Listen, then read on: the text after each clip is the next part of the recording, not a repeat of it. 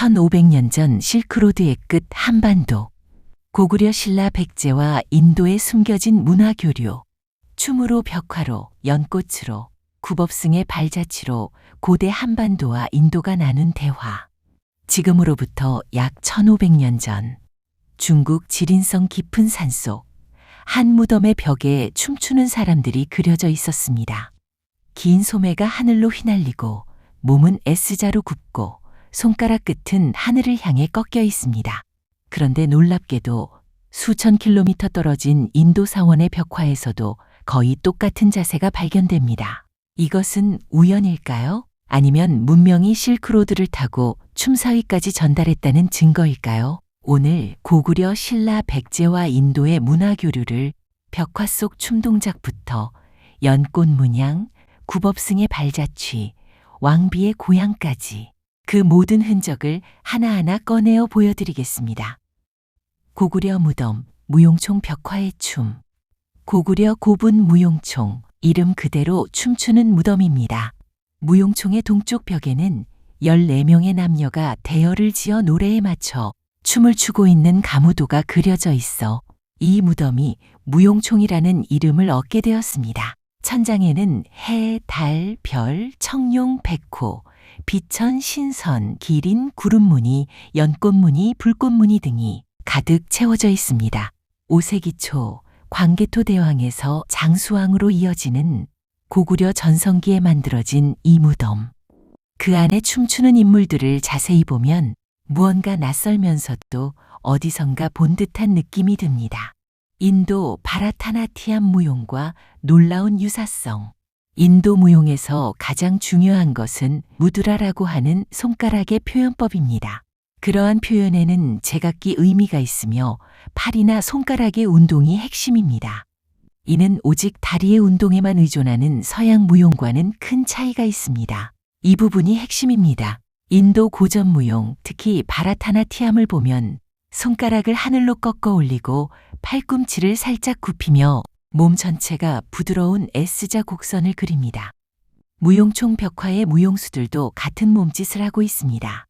긴 소매를 양팔에 늘어뜨리고 허리를 살짝 비틀며 손목을 꺾어 올린 자세. 불교가 전달한 몸의 언어 무드라.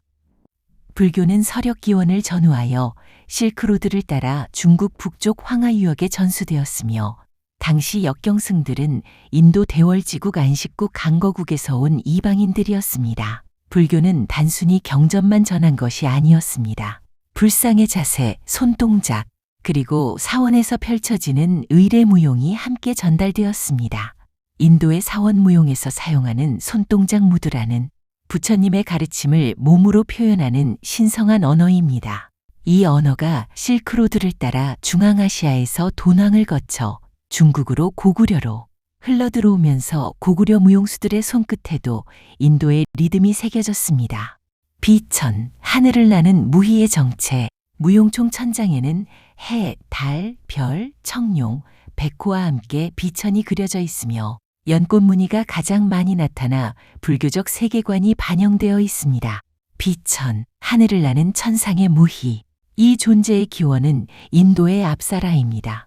압사라는 힌두교와 불교 신화 속 천상의 무희로 신들을 위해 춤추는 존재입니다. 인도 사원 벽에 가득 조각된 압사라의 자태. 한쪽 다리를 들어 올리고 팔을 굽히고 하늘로 솟구치는 몸짓. 이것이 그대로 고구려 무용총 천장에 비천으로 새겨진 것입니다. 캄보디아 앙코르와트의 압사라 조각과 고구려 비천 벽화를 나란히 놓고 보면 전 세계 고고학자들이 경악했던 이유를 알 수 있습니다. 고구려 강서대묘 벽화 속 인도 화법의 그림자. 춤 동작만이 아니었습니다. 그림을 그리는 방식 자체가 달라졌습니다. 고구려 벽화 중 일부에서는 불상들의 풍만한 육체 묘사와 함께 중국 육조시대 회화식의 가는선과 음영법으로 입체감을 살리는 운체 기법이 사용되었는데 이는 중앙아시아를 거쳐 당나라로 들어온 인도 화법의 영향이 분명한 것으로 학계에서 평가하고 있습니다. 인도의 간다라 미술은 단순한 선으로 인물을 그리지 않습니다. 명암을 넣어 살의 두께를 만들고 천의 흐름을 유려하게 표현합니다. 이 기법이 고구려 벽화에 스며든 것입니다. 5세기 고구려 고분 벽화에는 불상과 예불하는 모습이 이미 그려져 있었으며 7세기 중반에는 요동 지역까지 불상과 탑이 세워져 불교가 전 지역으로 확산되어 갔습니다. 담징, 인도 화법을 일본에 전달한 고구려 승려, 그리고 고구려의 승려 담징은 이 예술적 역량을 가지고 610년 일본으로 건너가 세계적 문화유산인 호류지 금당 벽화를 완성했습니다. 인도에서 시작된 화법이 고구려를 거쳐 일본까지 이어진 것입니다. 백제 겸익, 최초로 인도 땅을 밟은 한국인. 겸익은 백제의 무령왕과 성왕대에 활동한 승려로 기록상 우리나라 최초로 인도에 가서 불법을 구해온 구법승입니다. 그는 왜 중국이 아닌 인도로 갔을까요?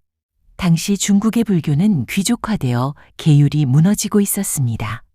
겸익은 그 타락한 불교가 아니라 인도 원형 그대로의 계율을 원했습니다. 목숨을 건 항해 끝에 인도에 도착해 산스크리트어 경전을 직접 베껴 돌아왔습니다. 성왕은 인도로부터 오부유를 가져온 겸익을 우대하여 백제의 계율종을 설립하고 계율을 강조함으로써 불교 교단에 대한 통제를 강화하였습니다. 겸익 혼자가 아니었습니다. 해동고승전에는 신라 아리아발마, 현각, 현태, 고구려 현유 스님이 인도에 다녀온 기록이 실려 있습니다. 백제 벽화 속 연꽃, 인도에서 온 신성의 씨앗. 연화문은 연꽃을 도안화한 문양으로 연꽃은 인도와 이집트 등지에서 재배되었고 불교 성립 이전부터 신성한 상징으로 사용되었습니다. 겸익이 직접 밟고 온 인도 땅에서 온 씨앗이 백제 벽화의 연꽃으로 피어난 것입니다. 신라의 유리구슬과 인도양의 기억, 경주의 무덤 속에 인도양 교역망의 흔적이 잠들어 있었습니다.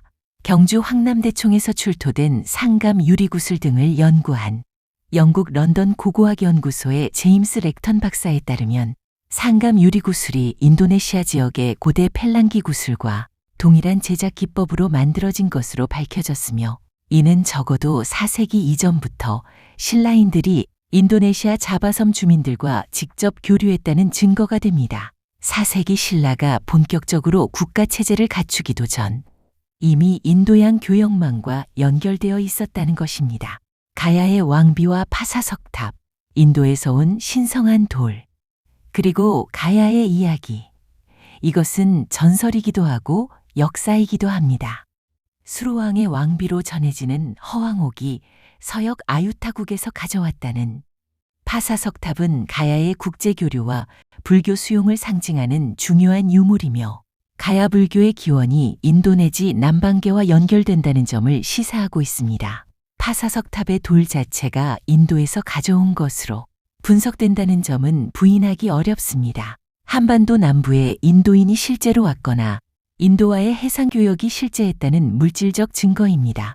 춤은 언어다. 그 언어의 고향은 인도였다. 자, 이제 다시 처음으로 돌아가겠습니다.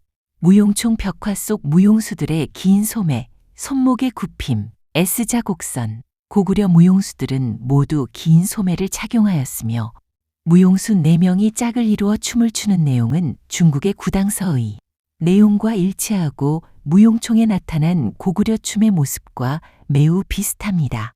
고구려의 춤은 단순한 오락이 아니었습니다. 불교의 의례에서 신에게 바치는 공양이었고 그 춤의 문법은 인도에서 왔습니다. 실크로드를 타고 흘러온 문화 교류의 흔적. 이 모든 것이 실크로드를 타고 흘러왔습니다. 무드라, 손동작의 언어, 비천, 압사라의 한반도식 이름, 긴 소매, 인도 고전 무용의 손짓과 닮은 율동, 연화문, 인도에서 한반도로 건너온 신성의 꽃, 인도에서 중앙아시아로 도낭을 거쳐 중국으로 고구려로, 우리나라의 불교는 인도나 중국 불교의 단순한 연장이나 퇴화가 아니라 우리나라의 지역과 풍토, 민족성 안에서 독특하게 전개되었습니다. 무용총 벽화 앞에 서보십시오. 1500년 전 한 고구려 귀족의 무덤 안에서 인도의 압사라가 춤추고 있습니다. 고구려는 인도를 몰랐던 것이 아닙니다. 그들은 불교라는 공통 언어로 인도와 대화했고 춤으로, 벽화로, 연꽃 문양으로 그 대화를 기록했습니다. 겸익은 인도에서 걸어 돌아왔고 담직은 그 예술을 일본으로 전달했으며 신라의 무덤 안에는 인도네시아의 유리구슬이 잠들어 있었습니다. 문명은 언제나 흐릅니다. 경계를 넘고 바다를 건너고 산을 넘어 그리고 그 흐름이 닿는 곳마다 새로운 문화가 꽃을 피웁니다. 그 문명의 끝에는 바로 우리가 있었습니다.